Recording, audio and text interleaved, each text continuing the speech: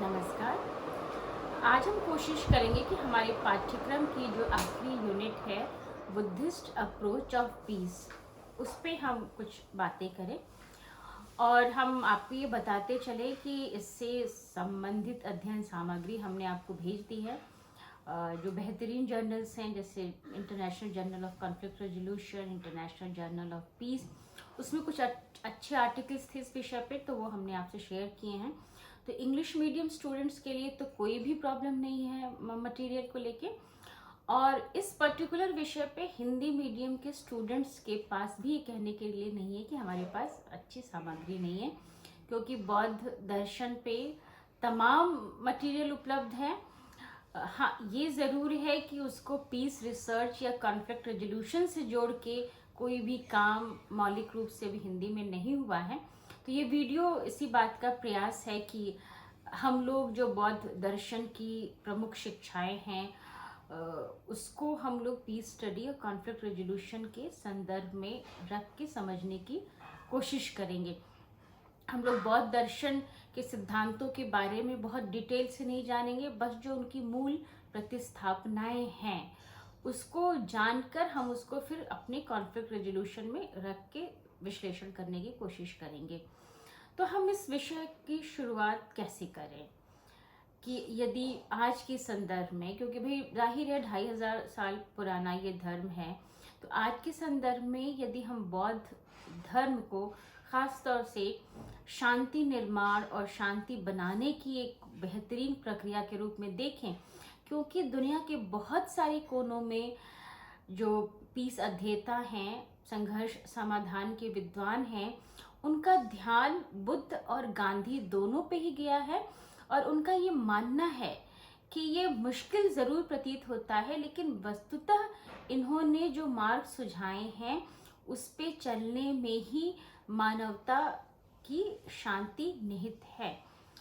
आज की तारीख में हम जिस तरीके की समस्याओं का सामना कर रहे हैं, चाहे वो अंतर्राष्ट्रीय स्तर पे राष्ट्रों के बीच शस्त्रों की होड़ हो, आर्थिक वॉर हो, ट्रेड वॉर जिसको कहा जाता है, एक दूसरे देशों को नीचा दिखाने के लिए प्रॉक्सी वॉर जो लड़ रहे हैं, देशों के अंदर की जो समस्याएं हैं, सशस्त्र संघर्ष हैं, राज्य सत्ताएं अपने ही लोगों का दमन कर रही हैं, और राज्य के अंदर के कुछ लोग अपनी ही देश की सॉवरेनिटी को चुनौती दिए पड़े हैं, समाज में दो ग्रुप्स आपस में संघर्षरत हैं और इस हद तक हैं कि वो हिंसा का सामना करने लगते हैं, हिंसा का इस्तेमाल करते हैं, दंगे कर डालते हैं।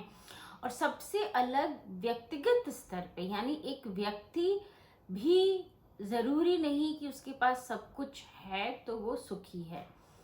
एक तो ये है कि दुख और अभाव में किसी का दुखी होना, दूसरा है कि सब कुछ होते हुए भी जो दुख है, तो ये दुख क्यों है, और यदि ये दुख है तो ये दुख जाहिर सी बात है मनुष्य को खुश नहीं रख रहा है, उसको शांत नहीं बना रहा है, क्योंकि जो शांति तभी मिल सकती है जो व्यक्ति सुखी हो। जो व्यक्ति सुखी नहीं है वो शांति का, खासतौर से मानसिक शांति का, जो आंतरिक शांति कहते हैं, जो असली शांति है, उसका अनुभव नहीं कर सकता है।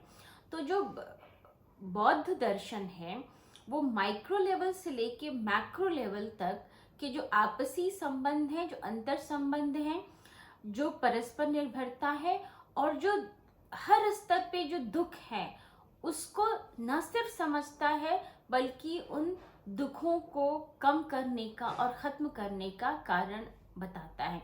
क्योंकि ये दुख ज़रूरी नहीं है कि बहुत पैसिव से दुख हों, बस खुद को परेशान कर रहे हो। कई बार ये जो दुख हैं इनमें क्रोध, नफरत, प्रतिशोध, ये जब सारे भाव समाहित हो जाते हैं तो ये हिंसात्मक संघर्ष में बदल जाते हैं, और यही हिंसात्मक संघर्ष कई बार बड़े बड़े युद्ध, दंगे, सशस्त्र विद्रोह के रूप में हमारे सामने आते हैं। और आज जबकि हम कोरोना संकट से घिरे हुए हैं, तो कौन व्यक्ति कह सकता है कि वो बहुत सुखी है? वो व्यक्ति जिसके पास सारी सुविधाएं हैं, 6 महीने का राशन है, वो भी घर में बंद है, उसको भी जो काम करना है वो नहीं कर पा रहा है, और गरीब लोगों की जो समस्याएं हैं वो तो हैं ही। यानी एक एक नए तरीके का दुख सबके सामने आ गया है जो अप्रत्याशित है, जिसके लिए कोई भी मानसिक रूप से तैयार नहीं था। तो ये दुख कहाँ से उपजा? मनुष्य के अंदर जो उपभोक्तावाद है, जो विकास का मॉडल है, जिस तरीके से हम प्रकृति और पशु और वन के साथ अपना संबंध निर्धारित कर रहे हैं, उसका परिणाम है। कारण चाहे जो हो, लेकिन एक छोटे से विषाणु ने ये सिद्ध कर दिया कि आपकी जो सारी प्रगति है कैसे वो धरी की धरी रह गई है। तो यहाँ भी हमें जो बुद्ध के उपदेश हैं, जो बुद्ध जिस जीवन शैली की बात करते हैं, उनको समझना बहुत ही उचित ही नहीं बल्कि बहुत ज़रूरी लगता है आज के संदर्भ में। तो जो बुद्ध हैं वो पहली बात ही, जो पहला उनका सवाल है कि दुख क्यों है।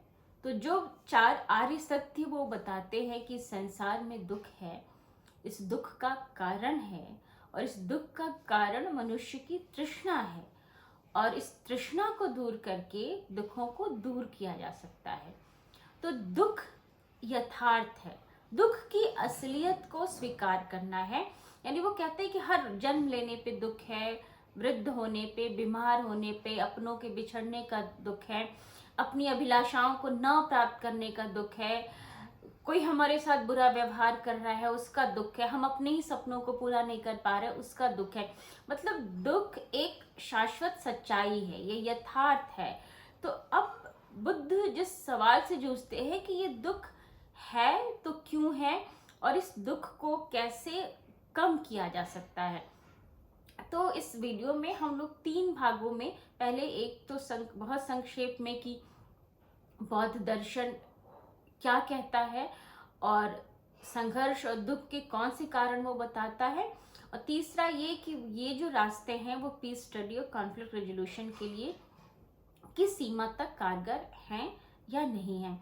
तो बुद्ध जिस डिपेंडेंस ओरिजिनेशन की बात करते हैं उसको प्रतीत समुत्पाद, यानी जो कार्य और कारण है कि हर कार्य के पीछे कोई ना कोई कारण अवश्य है, और यहाँ जितने भी घटनाएं हैं, जितने फिनोमेना हैं, जितने भी इवेंट्स हैं, वो सब एक दूसरे पे निर्भर हैं, और हर घटना के पीछे कोई ना कोई कारण जरूर है। यानी कोई भी चीज जो है वो बिना कारण के नहीं हो पा रही। यदि कारण नहीं है तो कार्य भी नहीं है। यदि दुख है तो दुख का कारण है। यदि युद्ध हो रहा है तो युद्ध के पीछे कोई कारण है कि महत्वाकांक्षा है, कोई क्षेत्र हड़पना है किसी राजा को, किसी पिछले प्रतिशोध का बदला लेना है, या किसी रानी को चुराना है। मतलब कोई भी कारण जरूर है।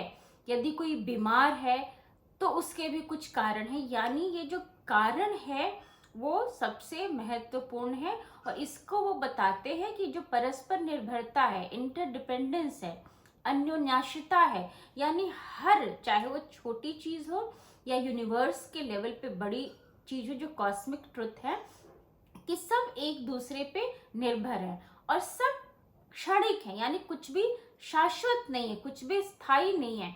जो अभी इस पल में बोल रही हूँ अगले पल में नहीं बोलूंगी। अभी ये जो समय है वो अगले पल में वो समय नहीं है, वो समय बीत चुका है। तो यानी ये एक अस्थिरता है और सबके पीछे कोई ना कोई कारण है। तो बुद्ध ये सुझाते हैं कि यदि दुख एक शाश्वत सत्य है, तो अगर हम दुखों के कारण को पता लगा लें तो संभवतः हम इसका निराकरण कर पाएंगे और हम सुखी रह पाएंगे, हम शांतिपूर्ण जीवन व्यतीत कर पाएंगे। तो दुख के उन्होंने कई कारण बताए हैं, बाह्य कारण, आंतरिक कारण, और दुख के मूल कारण बताए उन्होंने। मैं एक पीपीटी में बनाया है मैंने, जो मैं आपको शेयर कर लूंगी। तो और दुख का जो सबसे बड़ा कारण वो ये है कि जो अहम है या जो मैं वाली फीलिंग है, वो कहते हैं कि ये एक भ्रम है, छलावा है, जो अनात्म है, कि मैं का होने का कोई मतलब नहीं है। ये मैं कोई एक इंडिपेंडेंट, एक स्वतंत्र स्वायत्त इकाई नहीं है। तो सबसे पहले कि मैं और तुम, या अस वर्सेस देम, तो ये कोई भी है वो बहुत आपसे अलग नहीं है। आपका अपना अस्तित्व भी दूसरी बातों से संबंधित है। तो इसलिए अपने आप को अलग समझ के अपने इच्छाओं को महत्व देना, उन इच्छाओं को पूरा न कर पाने में अपने को कष्ट देना, या हमें जो कष्ट हो रहा है उसके मूल कारणों को न समझना एक अज्ञानता है, अविद्या है, जो इग्नोरेंस है। तो ये कहते हैं कि अधिकतर लोग शोक संतप्त दुखी इसलिए हैं कि वो अज्ञानी हैं, इग्नोरेंट हैं। तो अब इस इग्नोरेंस को कैसे दूर किया जाए, तो उसका वो जो अंतिम उपाय बताते हैं निर्वाण। लेकिन निर्वाण पाना इतना आसान तो नहीं है, और निर्वाण पाना सबके लिए मुमकिन नहीं है, सारे भिक्षुओं के लिए भी ये मुमकिन नहीं था। तो बुद्ध भी इस बात को मानते हैं कि ठीक है, निर्वाण तो परम सुख की स्थिति है, परम शांति है।